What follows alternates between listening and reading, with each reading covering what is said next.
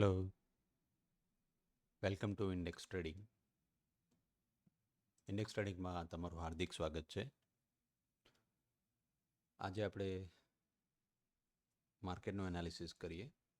આજ દિવસ દરમિયાન માર્કેટમાં શું થયું છે અને આવતીકાલે 28 તારીખના શું થઈ શકે છે. આપણે એ સમજવાની કોશિશ કરીએ આજે માર્કેટમાં શું થયું છે અને આવતીકાલે શું થઈ શકે છે. આજે માર્કેટ જોતા માર્કેટનું ક્લોઝિંગ જે છે 51,278ની આસપાસનું થયું છે. 51,278ની આસપાસ માર્કેટ ક્લોઝિંગ કર્યું છે. ગઈકાલની કમ્પેરિઝનમાં લગભગ 140 રૂપિયાની આસપાસ ઉપર ક્લોઝિંગ થયું છે. માર્કેટને જોતા એક ટ્રેન્ડ લાઇનને માર્કેટે બ્રેક કર્યું છે. That is good sign. એક ગુડ સાઇન છે કે માર્કેટને ટ્રેન્ડ લાઇન જે હતી એને બ્રેક કરીને ઉપર ક્લોઝિંગ થયું છે. જનરલી થતું એવું હોય છે કે જ્યારે માર્કેટ કોઈ ટ્રેન્ડ લાઇનને સપોર્ટ કે રેઝિસ્ટન્ટ બ્રેક કરતું હોય તો એક બિગ મોમેન્ટમ આવતું હોય છે. એ ચાહે અપ સાઇડ હોય કે ડાઉન સાઇડ હોય, કોઈ પણ સાઇડ હોય, બરાબર છે. એ એક બિગ મોમેન્ટમ આવતું હોય છે. પણ આજે એ જોવા નથી મળ્યું આપણને. તમે એ પણ જોઈ શકો છો કે છેલ્લા અડધો કલાકમાં માર્કેટ 130 રૂપિયાની આસપાસ પાછું નીચે પણ આવ્યું છે. તો હજુ પણ એવું કહી શકીએ કે એક ગુડ કેન્ડલ તો બની નથી. એક સ્ટ્રોંગ મોમેન્ટમ જે થવી જોઈતી હતી એકચ્યુઅલી એ થઈ નથી હજુ સુધી, બરાબર છે. તો એ હજુ આપણે વેઇટ કરીએ છીએ કે એક સ્ટ્રોંગ મોમેન્ટમ બને કે પ્રોપર બાઇંગ ઝોન બની જાય તો આપણને ખબર પડે કે ભાઈ આ વસ્તુ જે છે અથવા તો આ ચાર્ટ છે એક સ્ટ્રોંગ બાઇંગ ઝોનમાં છે અથવા તો સ્ટ્રોંગ બાઇંગ ટ્રેન્ડમાં છે. એમ ગ્રેજ્યુઅલી મૂવ થઈ રહ્યો છે. ધીરે ધીરે બાયર્સ જે છે એક્યુમ્યુલેટ થઈ રહ્યા છે એવું કહી શકાય અહીંયા, બરાબર છે. તો અહીંયાથી એક મોમેન્ટમ આવી શકે અપસાઇડ. પણ હવે કયા કયા સિનારીઓ બની શકે તો મોમેન્ટમ આવે, આપણે એ જરા લેવલ્સને લઈને ડિસ્કસ કરી લઈએ, બરાબર છે. તો વન ડેનો ચાર્ટ જોઈને જ આપણે ડિસ્કશન કરીએ, થોડું તો વધારે જલ્દી ખ્યાલ આવશે, બરાબર છે. તો આ જે ગ્રીન કેન્ડલ બની છે એનો હાઈ, એનો ઓપનિંગ પ્રાઇસ, એનો ક્લોઝિંગ પ્રાઇસ જે છે, બરાબર છે. એ ક્લોઝિંગ પ્રાઇસની ઉપર જે દિવસે માર્કેટ ક્લોઝ કરશે એ પછી શાયદ મોમેન્ટમ આવશે, કારણ કે અહીંયા જે બધા બાયર્સ જે છે એ ફરીથી એક્ટિવેટ થશે, બરાબર છે. આ લેવલ્સ તો બરાબર છે, એનું સેમ પ્રાઇસ લેવલ ઉપર ક્લોઝિંગ આપ્યું છે. જરા તમે ધ્યાનથી જોશો કે આ જે ક્લોઝિંગ પ્રાઇસ જે છે, જ્યારે માર્કેટે એક સ્ટ્રોંગ બાઇંગ કેન્ડલ બનાવેલું એ ક્લોઝિંગ અને આ ક્લોઝિંગ લગભગ ઓલમોસ્ટ સિમિલર છે. તો બાયર્સ હતા એ લેવલ ઉપર તો માર્કેટ આવી ગયું છે સ્ટ્રોંગ, પણ હજુ પણ આ લેવલથી ઉપર જો સસ્ટેન કરવાનું માર્કેટ ટ્રાય કરે 51,500ની ઉપર તો કંઈક મોટી મોમેન્ટમ એક્સપેક્ટ કરી શકીએ આપણે બજાર જોડેથી કે કંઈક આપણને મળે. તો પછી નેક્સ્ટ લેવલ આપણને મળી જાય. આ લેવલ જે છે એક એ 51,800ની આસપાસનું લેવલ, બરાબર છે. એ પછી છે 52,000નું લેવલ. તો આ લેવલને પછી market day by day break કરે, બરાબર છે.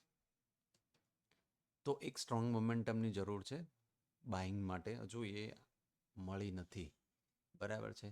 આપણે ગઈકાલના વિડીયોમાં ડિસ્કસ કર્યું હતું કે જો માર્કેટને નીચે આવવું હોય તો નીચે આવીને પણ એ ઉપર જઈ શકે છે. આજે માર્કેટે સેમ વસ્તુ કરી છે કે એ ઓપન થયા પછી ગ્રેજ્યુઅલી પહેલી જ 15-20 મિનિટમાં કે અડધો કલાકમાં માર્કેટમાં નીચે આવ્યું છે અને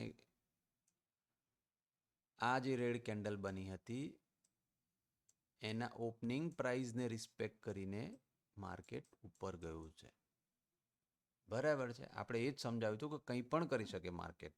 ગઈકાલના તમે વિડીયોમાં જરા ધ્યાનથી જોશો તો કંઈ પણ કરી શકે. આપણે કહ્યું હતું કે એ માર્કેટ જે છે આ ઓપનિંગ પ્રાઇસની આસપાસ આવ્યું છે અને અહીંયાથી સપોર્ટ લઈને માર્કેટે મોમેન્ટમ એક અપસાઇડની આપી હતી. હવે જો અહીંયાના બાયર્સ બી હતા, થવી જોઈતી હતી મોમેન્ટમ, પણ હજુ થઈ નથી. તો વેઇટ એન્ડ વોચ જેવી પરિસ્થિતિ છે અત્યારે તો આ બેંક નિફ્ટીમાં, બરાબર છે. હવે આના લેવલ્સ 15 મિનિટના ચાર્ટમાં જોઈએ તો શું થઈ શકે છે? જો તમે 15 મિનિટના ચાર્ટમાં જોશો તો તમને ખ્યાલ આવશે કે એક ટ્રેન્ડ લાઇન નીચેથી પણ બની રહી છે. માર્કેટ એક ટ્રેન્ડ નીચેથી પણ બની રહી છે. માર્કેટે એક વખત ટ્રાય કર્યો છે, 2 વખત ટ્રાય કર્યો છે, બરાબર છે. આ એક વખત, 2 વખત ને 3 વખત તો ટ્રાય કરી રહ્યો છે. અને ટ્રેન્ડ લાઇન જે છે ડે બાય ડે જે છે એ નેરો બની રહી છે. તમે સમજવાની કોશિશ કરજો આ માર્કેટને. આ ટ્રેન્ડ લાઇન નેરો બની રહી છે, મે બી નીચે આવી જાય. આવી રીતે 2 દિવસ આવી રીતે હોલ્ડ કરે અને પછી ધીરે રહીને નીચે આવી જાય. અને આ જે કરેક્શન આવશે મે બી મોટું આવી શકે છે. તો આ જે કરેક્શન આવી શકે તો એ આ લેવલ્સને ટ્રાય કરવા માર્કેટ આવે, બરાબર છે. તો આ જે લેવલ્સ, આ જે ચાર્ટ તમે બનાવો તો એમાં નીચે આ રીતે ડ્રો કરો હરેક લેવલ્સને, તો એ લેવલ્સ તરફ માર્કેટ આવી શકે છે. એવું નથી નીચે આવે, બરાબર. ઉપરના લેવલ્સ તો આપણે હમણાં જોયા, ઉપરની રીતે એ રીતે જઈ શકે છે, પણ નીચે પણ એ લેવલ સુધી એ આવી શકે છે. તો ધ્યાન રાખો માર્કેટની અંદર કે કેવી રીતે માર્કેટ મોમેન્ટમ કરી રહ્યું છે, શું શું પેટર્ન બની રહી છે. આપણે ટ્રેન્ડ લાઇન અપસાઇડ, આપણે રેઝિસ્ટન્ટ ટ્રેન્ડ લાઇન જોઈ રહ્યા હતા, બરાબર છે.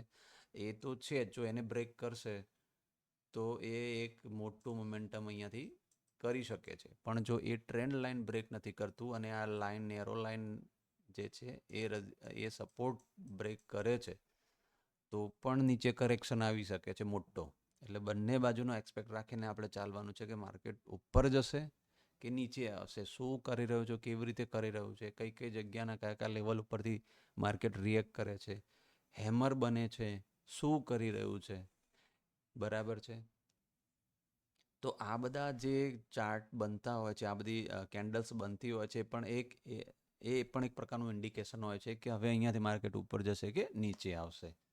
તો આ લેવલ્સ બધા એક વખત ધ્યાનથી જોઈ લેજો તો તમને ખ્યાલ આવશે કે એ પ્રમાણે માર્કેટ એ જ પ્રમાણે માર્કેટ રિએક્ટ કરે છે કે કેમ. અને જો તમારા એનાલિસિસ પ્રમાણે માર્કેટ રિએક્ટ કરતું હોય તો બહુ ગુડ વસ્તુ છે, તમને પ્રોફિટ મેકિંગ થતાં કોઈ રોકી નથી શકતું, બરાબર છે. આ હતું બેંક નિફ્ટીનું એનાલિસિસ આજ માટે. આવતીકાલ માટે હવે આપણે જોઈએ નિફ્ટી 50નું એનાલિસિસ આવતીકાલ માટે શું થઈ શકે છે, બરાબર છે. નિફ્ટી 50નો 1 ડેનો ચાર્ટ જ્યારે આપણે જોતા હોઈએ તો ખ્યાલ આવી જશે માર્કેટે same opening price, same high પ્રાઇસથી સેમ લેવલથી રિજેક્શન છે, બરાબર છે. એક નાની કેન્ડલ બનાવી છે, બહુ ગઈકાલના ક્લોઝિંગની આસપાસનું જ ક્લોઝિંગ 25,070ની આસપાસનું થયું છે. માર્કેટે આજે કંઈ ખાસ મોમેન્ટમ નથી કરી, બરાબર છે. નીચેથી થોડુંક કરેક્શન ઉપર જવાનો ટ્રાય કર્યો છે, પણ ઓવરઓલ ડોઝી કેન્ડલ બનાવી છે, બરાબર છે. ઓવરઓલ ડોઝી કેન્ડલ બનાવી છે. તો આ જે કેન્ડલ્સ બની છે એ પ્રમાણથી હવે જો જોવાનો ટ્રાય કરીએ તો આવતીકાલે શું થઈ શકે. આવતીકાલે જો માર્કેટ ઓપન થાય, ગેપ અપ ઓપન થાય, તો એ પ્રાઇસ એક્શન પ્રમાણે તમારે જોવું પડશે કે ઉપર તરફ જઈ રહ્યું છે કે નીચે તરફ આવી રહ્યું છે. જો ઉપર તરફ જતું હોય તો આ બહુ મોટી મોમેન્ટમ કરી શકે છે, કારણ કે આ જે છે સપોર્ટ લેવલ રેઝિસ્ટન્ટ લેવલ જે છે એ બ્રેક કરશે. 25,100ની આસપાસનો લેવલ બ્રેક કરે તો 25,250ની આસપાસ, 25,250ની આસપાસનું લેવલ જે છે એ આવી શકે છે, બરાબર છે. અને જો ધીરે ગ્રેજ્યુઅલી નીચે તરફ આવવાનું કોશિશ કરે છે અને આ ગઈકાલના ઓપનિંગ પ્રાઇસથી નીચે સસ્ટેન કરવાનું કોશિશ કરે છે તો એક બેરિશ મોમેન્ટમ માર્કેટ બનાવી શકે છે, બરાબર છે. 15 મિનિટના ચાર્ટમાં જોઈએ, 15 મિનિટના ચાર્ટમાં જોઈએ તો આપણે એક પ્રોપર ખ્યાલ આવી જશે. જો 15 મિનિટના ચાર્ટમાં જોઈએ તો માર્કેટ સેમ સપોર્ટ લાઇન ઉપર ઊભું છે, જે ગઈકાલે સસ્ટેન કરી રહ્યું હતું માર્કેટ, બરાબર છે.